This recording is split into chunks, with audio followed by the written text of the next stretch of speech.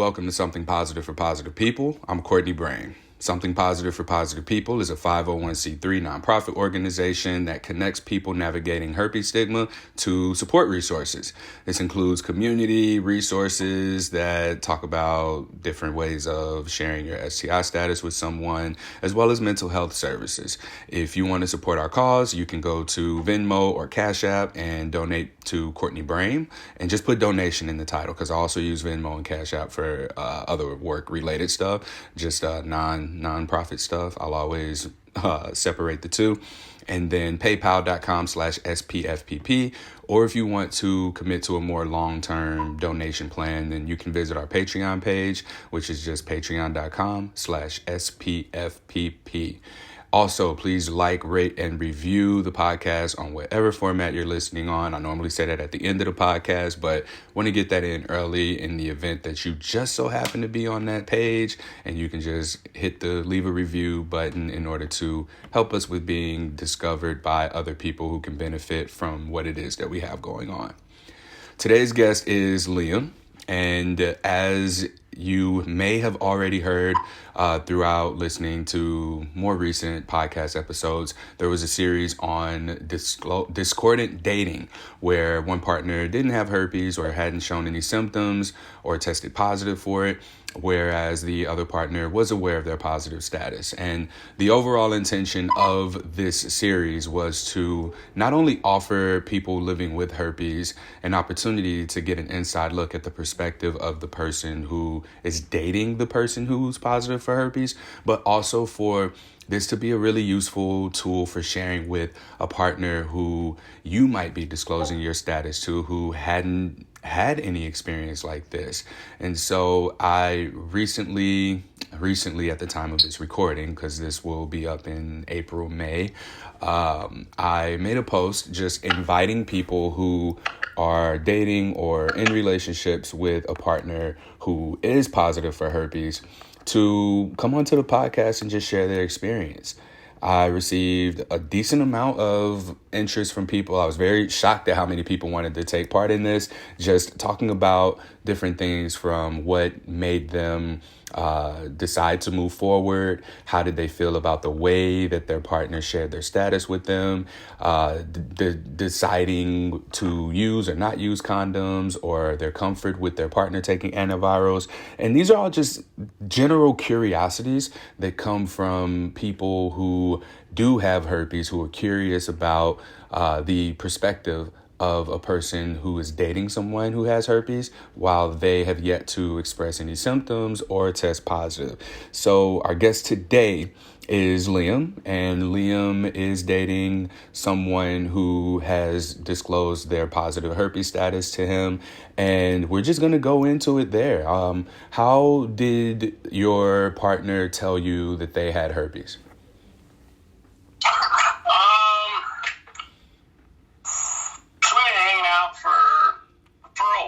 Just kind of like, pretty slow blooming, we met, and then I had to I had to go back for work and whatnot. I'd come out for a little bit, come hang out. But then anyways, that was for a few months, and then we were kind of getting a whole lot closer to, getting intimate and whatnot. And, and it basically just kind of came up. We were talking, and everything's kind of headed towards hopefully hooking up like pretty soon, the next day or two or something. And it was like, hey, but there's some shit we need to talk about first. And it's like, so this is what I got. This is what's going on. Not flared up, not whatever, but just so I didn't really have a chance to make an informed decision when I got it, and just trying to make hella sure that you got a chance to kind of wrap your head around this before we're all, in the middle of things, and you're trying to be like, oh yeah, totally, and yeah, that was pretty much it. It was just super cool, super kind of straightforward, and also, but like really like, I thought it was hella cool. There was a whole lot of vulnerability on their part, but also like, really making it easy to be like, is an out if you feel uncomfortable. You don't have to feel like whatever, painted into a corner. You got to say this or do this. It's just like, this is what's up, and like if that's not cool, like you'll have that, dude. You know, if it is, then fucking A. Thank you for sharing that. I like what you said about not feeling like you were backed into a corner. You had an out, basically, because I know that as I speak on this podcast, I try and communicate with people to be as objective as you can. Just share the facts, the information, and anything else is just icing on the cake. Like if you want to add more to it, then you are more than welcome to. But I like how you said, that they gave you sort of an out. Like you didn't feel pressured to have any sort of particular response. You were free to choose your response. I'd like to know, what did that do for you, being given that sort of out? You know, if you're not interested, you know, because it is, here's your chance. Like, I'm not going to feel any way about it. Here you go. I mean, I think in general, like, I've been, like, hella fucking impressed with, like, how they carried themselves and conducted themselves in general. As like, you know, this person got, like, hella fucking integrity, you know, in general. Like, I've just been super fucking impressed. And this is just kind of like, oh, can I, sorry about the custom, I guess you have to edit, whatever. But like, it really just kind of doubled down on that, you know, just the way that it was like sharing some vulnerable shit that like definitely can get some negative reactions or ignorant reactions, you know, and also like still having that space to be hella considerate of me. Like, it just kind of doubled down on that. Like I got a huge fucking crush on, you know, on this gal, and also like that did nothing to it to decrease it. That's for sure. I was like, that's hella fucking cool, dude. And I like really, really fucking appreciate that. And it's like, I don't know. It's like, well, I guess, you know, I didn't know I could trust you more, but it's like, yeah, that's fucking for real. And it's like, honestly, I'm a little ignorant on the particulars of safe sex with, you know, herpes. And so if you could kind of help give me a rundown on what's smart, what's stupid, what's whatever, so I don't have to go WebMD this for the next hour and be like, I don't know, that's probably good. You know, I'm like, then I'm fucking down. That's all I'm really concerned about. Is like, so what does it look like to be kind of responsible right now? And otherwise, like, let's go, you know? Yeah. So that vulnerability, that moment, helped you establish a greater sense of trust with this partner.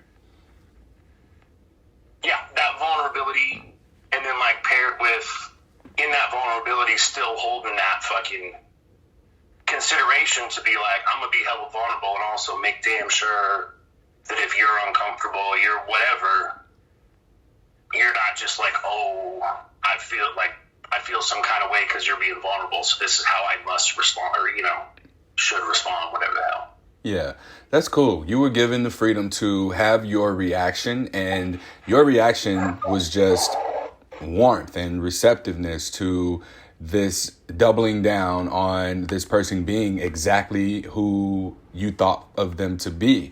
I think that oftentimes I see people try and overcompensate for any sort of shortcoming, and we'll use herpes here, but this can be anything. An insecurity in finances, that's me. An insecurity in perhaps the way they look, their body, maybe having changed throughout the course of the pandemic, the way that they present themselves is very on 10, and being on 10 all the time is not a sustainable place to be.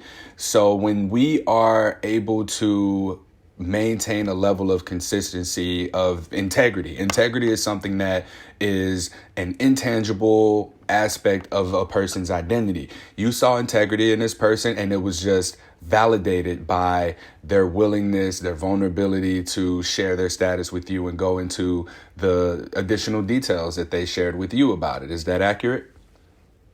Yeah, nah, for real. Cool. Now, as far as navigating it, I know that you said that they doubled down, or that your trust essentially became greater in them. So as you navigated an intimate relationship with them, what was your comfort level in the beginning around having sex with this person who has herpes? And what is it now that time has passed? Has it changed at all? Has it been the same? What are your thoughts about having sex with someone who has herpes as someone who hasn't at least tested positive at this point? I mean, I think I was like, I think the very first time, like, there was a little trepidation just because of, like, man, I had horrible fucking sex ed, horrible, and I'm like, I read this, I read that, I'm like, so I know stuff, and it's like, okay, so I'm like, yeah, like, okay, so it's like, this is all you gotta do, you gotta wear a condom, you gotta whatever. I'm like, okay, well, fuck, and it's like, I don't know, I'm an old firefighter, and so I'm pretty used to, like, numbers games, and it's like, you just, you kind of like think through the odds, and then you kind of think through your comfort level, and you do what you do, and so to me, I think that really kind of came through here. It's like, I trust this person. Here's some basic mitigations, and nothing's 100. That's for real, but I like the odds. And it's like, yeah. I like the odds. I think that's what we'll call this podcast episode. When you look at the odds, it's a matter of just weighing what those odds are, what the risk is, up against how you view the person. And there's something that's really deep in what I'm trying to come across here based on our dialogue and what you just shared. And I think that it speaks volumes to how much it is that you like somebody. If you just like someone, there's nothing that can make you not like that person unless there's an inconsistency with the reasons that you like that person. So if this person, you were really drawn to their integrity, if there was something that they did, like let's say you caught them in a lie, like a horrible lie with someone, that may shake up your perception of them in being a person of integrity. But for them to maintain the consistency of that integrity and you being attracted to that, the attraction growing along with the integrity that's being demonstrated, someone having herpes, that doesn't directly conflict with their integrity. And this is the example that I'm pulling from, because if you measure up your identity, why a person may like you, what makes you like a person, and you ask yourself, does a herpes diagnosis directly conflict with that consistency of being? Then you see just how insignificant it is to place the value of a person on their health status, their STI status. I think that makes sense. What you think? No, for real. It's like, yeah, I mean, I think it kind of speaks to, we're just saying with like this poor sex ed and just general ignorance and stigma, that like it's even something that we're spending as much time like kind of thinking over, really, because it's like, do I want this? No. Is it the end of the world? No. Okay. So what's the mitigations? And like you say, it's like, what do you think about this person? How do you feel about this person? Okay. Yeah. Yeah. You said that you had piss poor sex ed up until this point. Do you feel like your sexual education or communication skills got better or worse, or did they stay the same since having met this person and started dating someone who's living with herpes?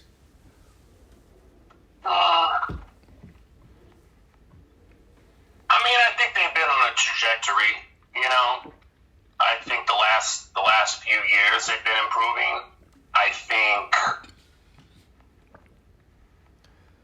think more than anything, since I met this person, back to like, being hella impressed with their like integrity and whatnot, like there was a real like comfort level and trust, like not just like I love you or whatever, but like observing how they conduct themselves, and it's like that's solid, in a lot of different ways, and it's like so it took a lot of things that I think like that kind of like pretty lacking sex ed and just like general ignorance that like a bunch of common like tropes and misrepresentations kind of fill in the blanks on a lot of times. It took stuff like that maybe I'd be more inclined to be like, I'm a little uncomfortable asking because all that I know is like some kind of stupid kind of whatever about this, and that's it. And like, but I feel embarrassed to ask it, or I'm ignorant about this, and I think whatever, like that kind of stuff that like I think comes hand in hand with that, decent intent, but overall pretty damn ignorant in a lot of ways, was hella negated on the front end by just like having such like a deep comfort level with this person and being like, they're actually hella cool, and you can just be like, and very upfront about like, if you have a question about this or anything, you should just ask the question and then you go from there. And it's like, I mean, that makes a lot of sense to me, and it's like, so I think that really kind of set set things up to just kind of have way more frank and just like inquisitive as opposed to charged kind of conversations. So you were already on the path of becoming more informed, more educated, and then you came into contact with this person. Yeah. Perfect. So that's very consistent with other interviews that I've done here, is that there's a level of education and certainty in what's important to you in a partner that tends to factor in when someone is making a decision to move forward with someone despite their herpes diagnosis. This is something that directly challenges the stigma of people who have herpes being unsafe or being people who are not, they're promiscuous, unsafe, indecisive about partnership, like just not trustworthy, essentially, is what stigma says. But here you are saying that this person that you trusted and you had a crush on them and you admire their integrity, this person just so happens to have herpes, which directly defies what the stigma has to say about people who are living with herpes. So the consistency of being able to filter educated partners or being a partner who is a little bit more informed about how sex education has led us down to this point and how we can do better on our own, utilizing the resources that are available to us and having dialogue with sexual partners around STIs, around all of the other aspects of experiencing pleasure in a safe way with one another. These are the things to also take into consideration when considering dating someone with herpes if you don't have it, or if you're someone who does have herpes, filtering in partners who have this level of communication. Has there been a time at all where you may have felt like you had herpes after having had sex with your partner? No. I mean, it's been like, since we started having sex in that relationship, it's been a month and a half. Okay. So it hasn't been how long, but yeah, no. All right. And is the comfort building over time as you continue to have sex with them, or is it just kind of layered out? Is it just consistently, this isn't really any different than having sex, period? To phrase the question in a better way, yeah. Is having sex with someone who has herpes different than having sex with someone who doesn't have herpes in your experience?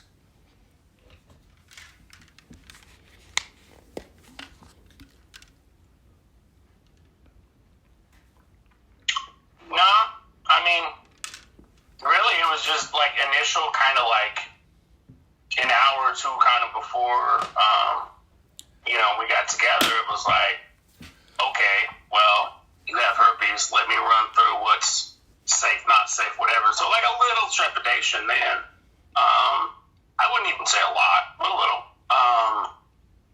But since then, like, it's like, I mean, it is what it is, you know. You got integrity. You pay attention to your body, you know. I have no doubt that I'm going to know if, you know, you're having an outbreak or anything like that, or, you know, like, and other than that, like, I don't know. I mean, I spent years running the odds about the odds of something killing me and what I was going to do, and then making an opinion about how I felt about those odds of that mitigation. So, like, it just falls right in for this. It's like, okay, cool. There's something that's not nearly as scary as something killing you. Here's a mitigation, and you know, it's like, man, I'm good, you know? Mm-hmm. And it's like, in your flip, it's like, somebody I really give a fuck, that's hella cool. It's like, yeah, definitely, you know? Yeah. Like, it's no question. Yeah. Way to drive that point home. I mean, it's really about, there's not really much more to cover here. It's, do you like the person? And then are you informed about what the possible risks are? And are you aware of how to mitigate those risks? And yeah, I don't know, man. Is there anything else that you want to add to this? Because again, this is a conversation that I'm finding the patterns are liking the person, education. That's it. It's not even about herpes necessarily. It's about the compatibility and understanding of how to navigate the discussions around it. Anything that you want to add about your experience at all? I think that really just kind of nails it. Like, it was, I don't know, it turned out to be a whole lot simpler than I thought it would be, you know? I'm like, oh, this is just basic stuff, man. But, I mean, I think one thing, like, for me, like, when we're talking about, like, that trajectory of kind of awareness or whatnot, I think years ago, probably, like, at least 5 or 6 at this point, I had a partner that had HPV and had complications and whatnot from that, and like, I think that was like a real kind of like, oh wow kind of moment, because then it's like, well, we've been having sex,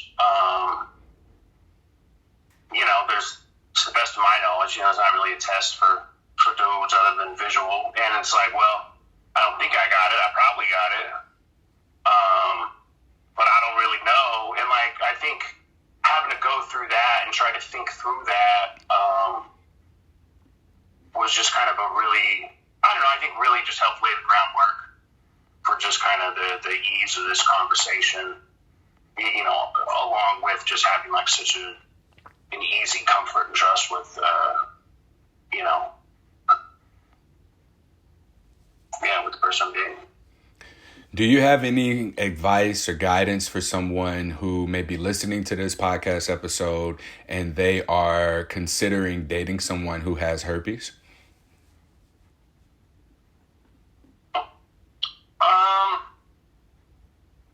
I think really what we just said, because it really comes down to just you know, separate out, like, weighing how you feel about somebody, weighing how you perceive the risks, and how you perceive them is going to be different. So for me, it wasn't really a thing, but like, I don't know, if you're terrified about it, then you should like think about it more, you know. And also, like, one, you just should, and two, to make hella sure that you're not taking out your ignorance or your discomfort on this person that's being like hella for real with you.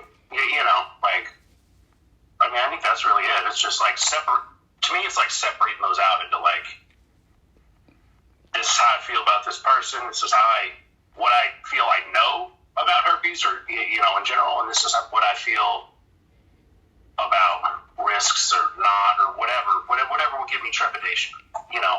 And to me, I think you just kind of dig into those. How you feel about all that's going to be different, you know, go from there. Thank you, Liam, my man. I appreciate you taking the time to hop on here and give me your insight. Thank you. Thank your partner. I appreciate her connecting us together as well in order to just really drive this point home. So I'm going to stay on here. I'm going to talk a lot more. And then, I'll let you go and get ready for work. But like I said, thank you. Can I say one last thing? Yeah, you sure can. So, my little sister actually turned me on to your account.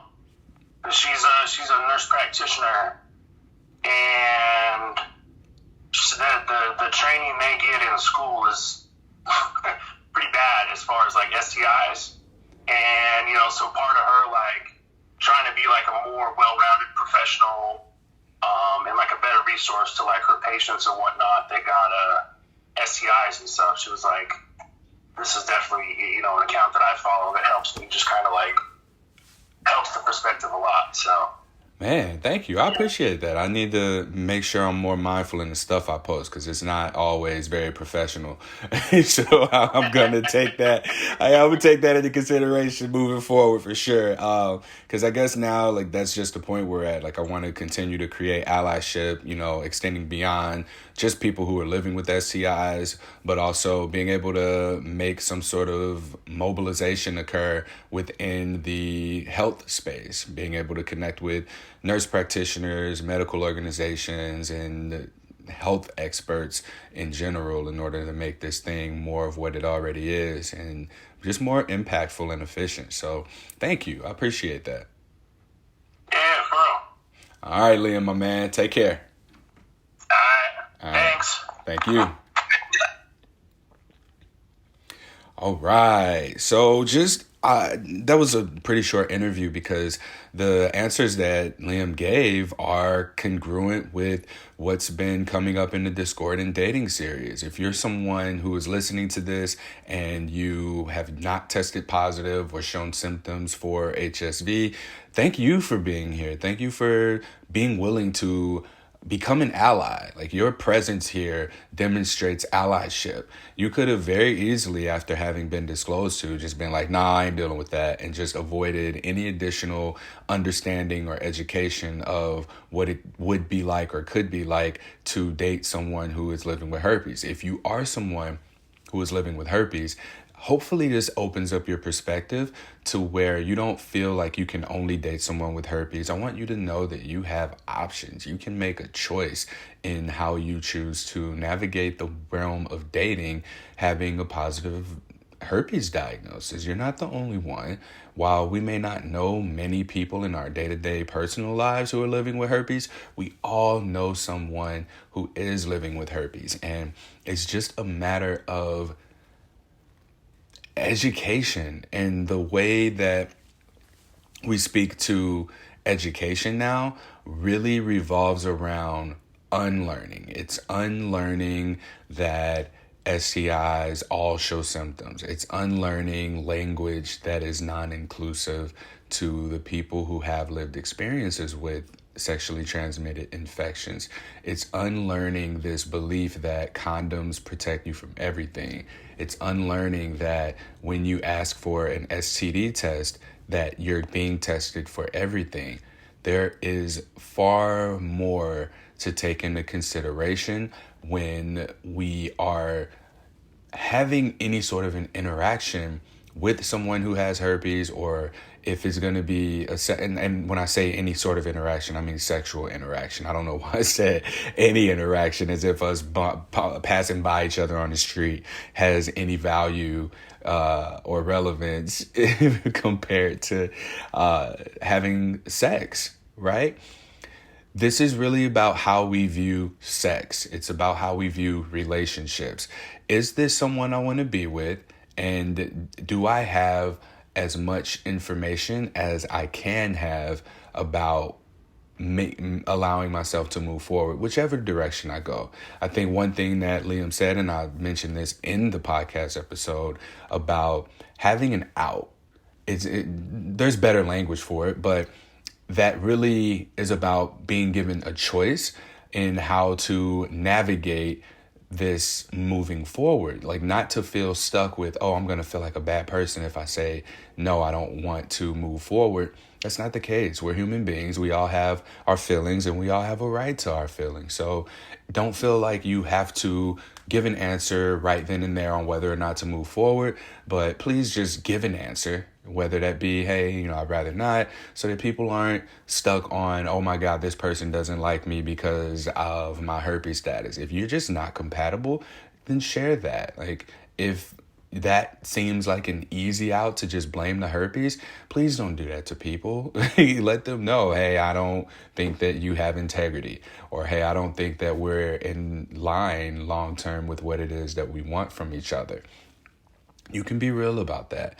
And that's one thing that I'm finding that people really struggle with, is just being real. If you don't know what you want, you can say you don't know what you want. If you want something that the other person in front of you or that you're dating is unable to provide you with, then you can express that. If that feels like a vulnerable thing, and saying no because you have herpes is a cop-out, or just not communicating at all after a person discloses, then there's some work for you to do within yourself. So please just be real. Be honest, all right? Be honest with yourself so that you can be honest with the other person. And regardless of how someone's feelings are going to be, like, yeah, nobody likes rejection. Rejection sucks. But if the rejection is going to occur, let it be real. That concludes this episode of Something Positive for Positive People. Please like, rate, review, subscribe to, share this podcast, however you're listening to it. If you have found value in any of the podcast episodes or resources that we provide, I ask that you consider making a donation. Venmo and Cash App at Courtney Brame, just CourtneyBrame, all one word, no special characters, and just put donation in the comments and I'll know where to direct it. If you want to become a more long-term subscriber in the donation realm, there's a Patreon page, patreon.com/SPFPP. And then the PayPal is just paypal.com/SPFPP if you are not in the United States. Till next time, stay sex positive.